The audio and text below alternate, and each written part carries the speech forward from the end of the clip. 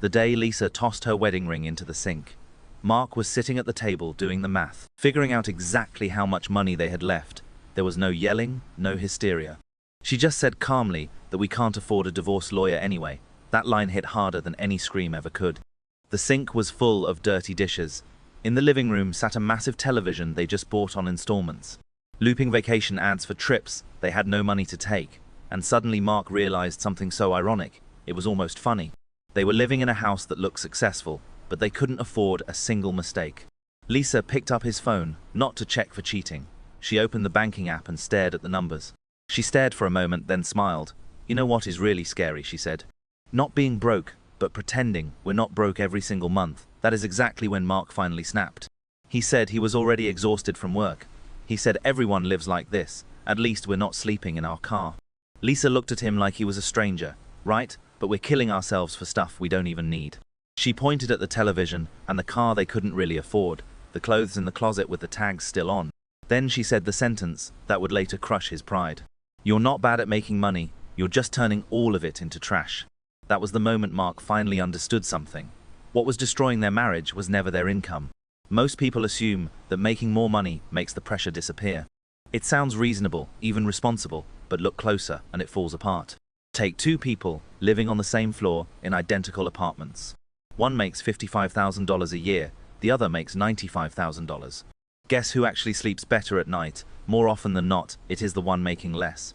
That is why people with good incomes feel hunted by their bank account. On paper, they're not poor, but structurally they're exposed. Nowhere is this more obvious than with stuff. Not flashy luxury items, just regular stuff and innocent-looking purchases. Getting my life together purchases, a machine for an empty room, or just a very small, simple upgrade, and then the hidden costs finally kick in. It needs space, maybe insurance, maintenance, accessories, and subscriptions. Take that $800 item. On paper, it is just a simple one-time expense. In reality, it squats in your house, permanently occupying square footage.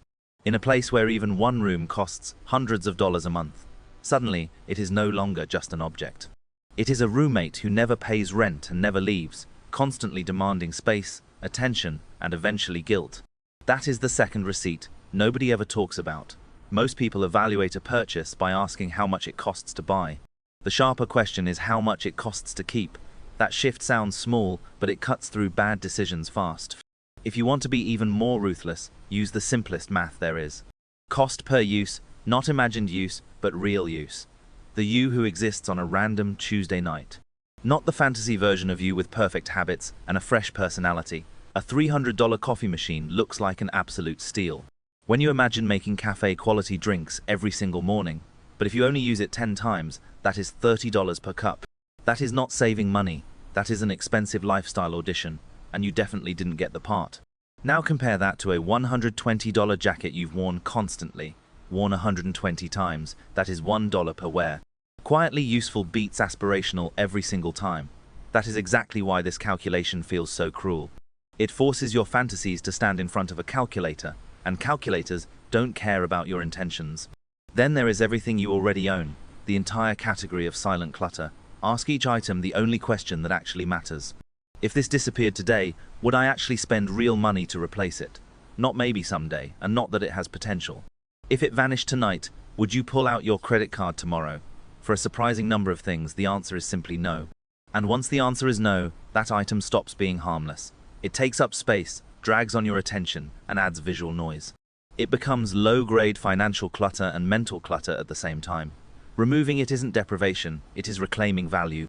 This is also why treating yourself has become such an efficient harvesting machine. Your phone still works, your car still runs, your couch is still a couch, but the market has learned how to make still works feel embarrassing.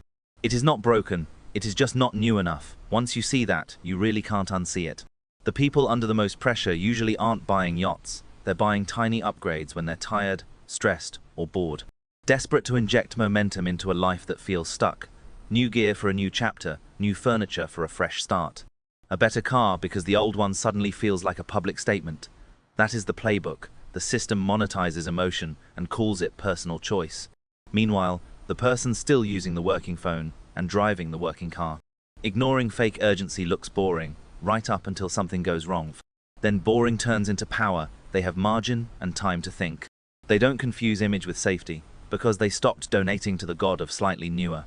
That is why real class divides often hide inside ordinary spending. Not rich versus poor, but protected versus exposed. One side has enough slack to absorb life. The other keeps paying for replacement cycles and calling it progress. Be honest, what do you own that actually still works, but keeps draining your money because you were convinced you needed an upgrade? If you want this to be more than philosophy, if you want a system, do one almost insultingly simple thing: insert delay between you and the purchase. Not never, just long enough to break the reflex. For small purchases, wait 24 hours, and for bigger ones, wait 72. Not because waiting is magic, but because urgency is usually rented by marketing. Most things only feel necessary for about 11 minutes. Then the emotional fog lifts, and need starts to look like well-packaged boredom. Now flip the exact same logic onto saving. Spending should have friction, but saving should have none. On payday, before your brain can label the money as available, move it automatically. Bills, emergency fund, investments, just move all of it. Move it first so future you still get to vote. Willpower is dramatic, but structure actually works. If your system requires you to make the right decision constantly, it is fragile. If it just makes the wrong decision slightly inconvenient, it quietly does its job in the background. There is one more weird but effective trick because it makes your life uncomfortably specific. Count your stuff. Pick a category like shirts, shoes, books, or anything. Saying I have a lot is vague enough to hide inside, but saying I have 43 shirts actually stings. The next purchase changes shape. It is no longer just a shirt, it is the 44th shirt, and that tiny shift matters. Numbers strip away the flattering story, but the most important step has less to do with buying and more with boundaries. Before your income goes up, decide what enough actually means. Write it down when you're calm, not after a raise, and not after scrolling through someone else's lifestyle. What kind of car is enough? What kind of home is enough?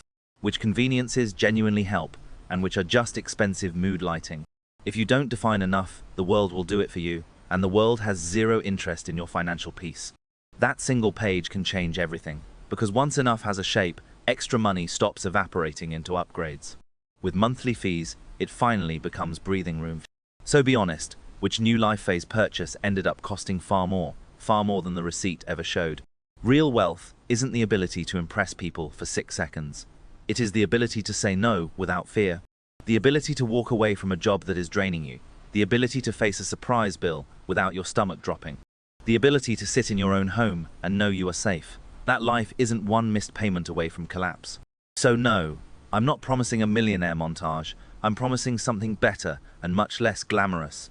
Options cushion the right to make a hard decision without immediately falling apart.